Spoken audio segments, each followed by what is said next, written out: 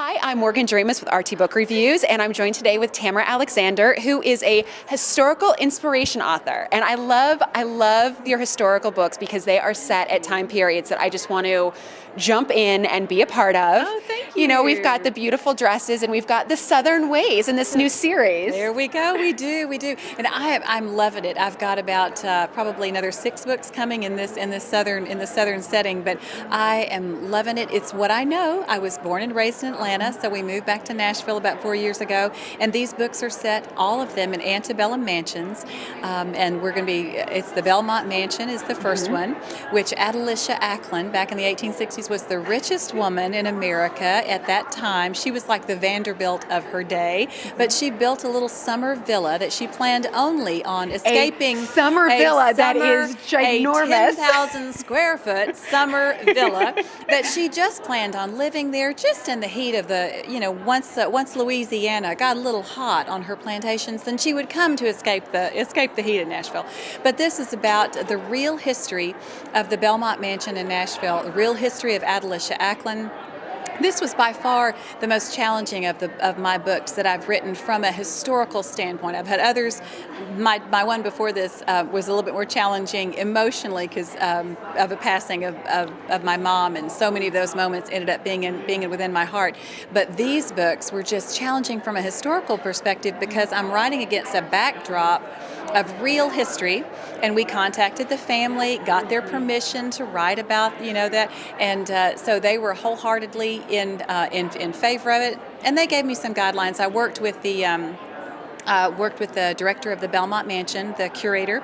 He's actually read the novel in the draft stage to make sure we were all, historically accurate. That's amazing. I know a a lot of authors that do a lot of research to make sure they're accurate, but I don't know if I've ever spoken with somebody who really went to those lengths to make sure that Really? everything is that detailed. It was huge to me because I do love history, and I especially love Southern history and that time period, which was such an integral part of even where we are today as far as what we grew out of that conflict of the Civil War, but also how some people, very few people, prospered during that time. And Adelicia Ackland was a woman definitely born before her time, and was just a fabulous character. The first time I stepped foot across that Belmont Mansion, I knew I wanted to, and I started to hear her story, I knew I wanted to write a story with her in it. But Mark Brown, the Belmont Mansion curator, worked with me over the past 2 years. This book has been a little over 2 years in the writing and the researching and editing and finally getting it ready for publication. And but he helped tremendously, and he's been actually at the Belmont Mansion for 25 years, so an excellent source on Adelicia Ackland. And then, of course, we've got a fictional story.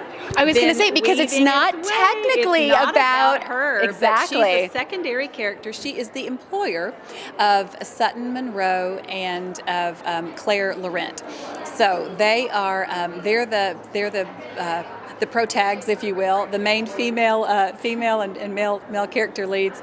And we've got a forger, a woman who is a forger and who is basically a fake, living with a family secret.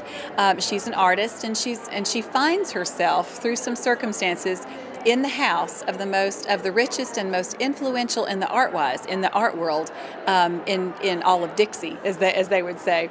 So here, this woman has now employed a forger.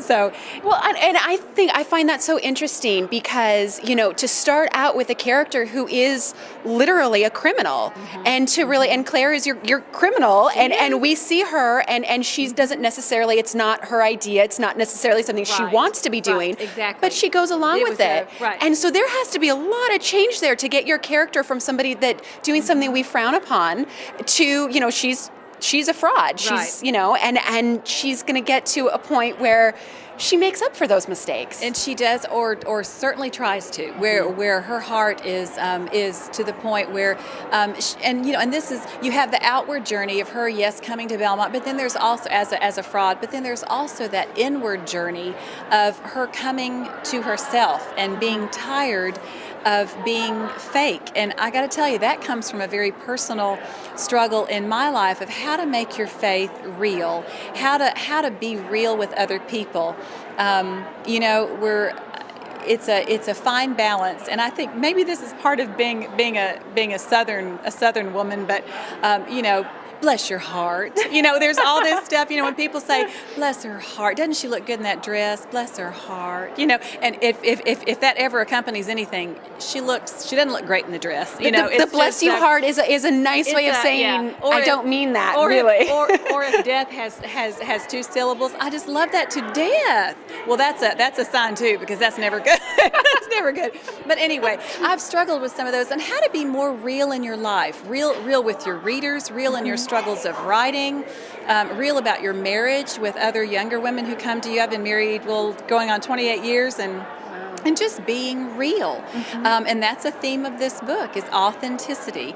And not only being real within yourself, which is part of Claire's journey.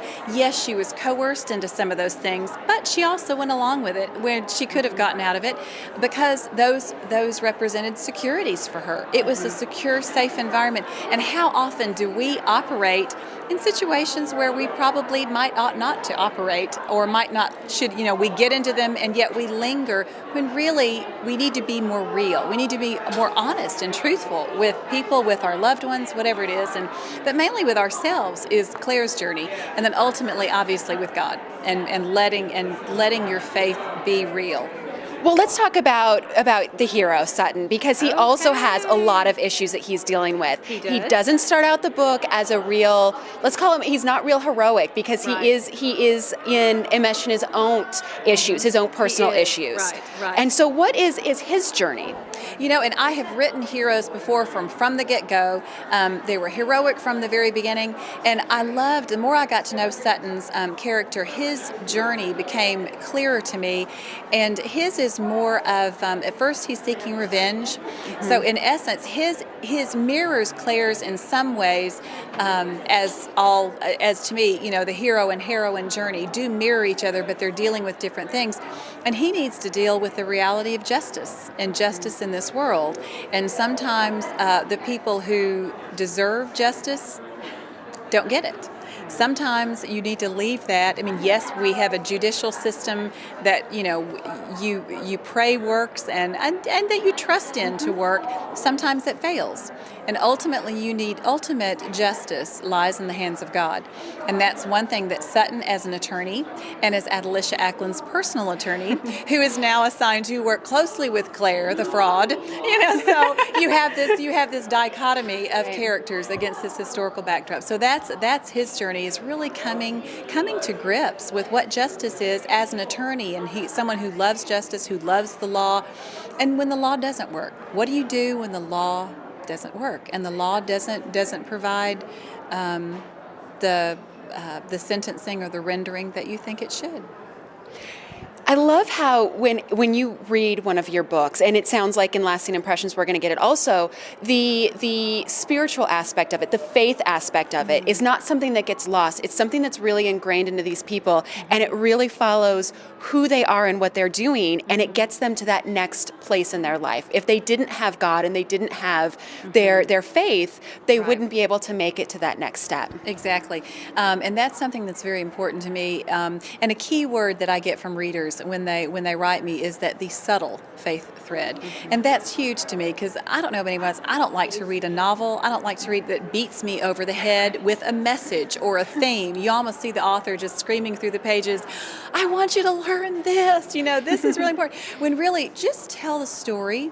Let me learn it as the character learns it. Let me hurt when the character hurts. Let me, with the character falls, I want to feel that jolt in my own life and mirror it in my own faith journey. So yeah, to me, I write just from a place inside. But one thing that I love from writing from that place inside and with this faith journey is that unless the hero and the heroine meet or fulfill, I should say, that journey that God has set out for them personally, they are not able to come together as a couple. What needs to happen is intricately linked to their own personal journey, to their faith journey, to their inward and outward journey. And unless all those things align, and ultimately it's surrender. It's surrendering to God. And how many times have I learned in my life, I know God knows best. I know that. But there are sometimes I offer my opinion, and I'm thinking I could probably help him with this, and or I might, I know a little bit more about this possibly at this moment. When ultimately I know he knows best. However, I get in the way of his will. I run ahead, or I lag behind, and we see Sutton and Claire doing that in the book as well.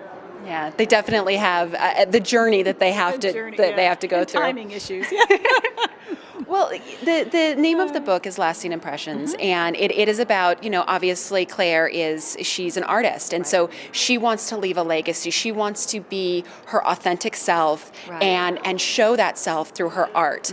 And can you talk a little bit about your art and what your, as a person, as Tamera Alexander, what you would like your lasting impression to be?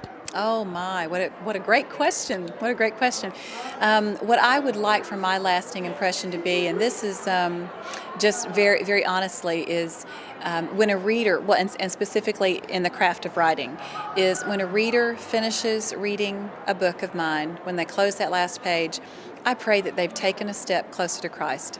Honestly, I can't define that in any way, shape, or form for them. That's their personal journey. But, and I just hope that they have seen another facet of Christ. Beautiful. And I know there's a lot of inspirational readers out there that's exactly what they're looking for.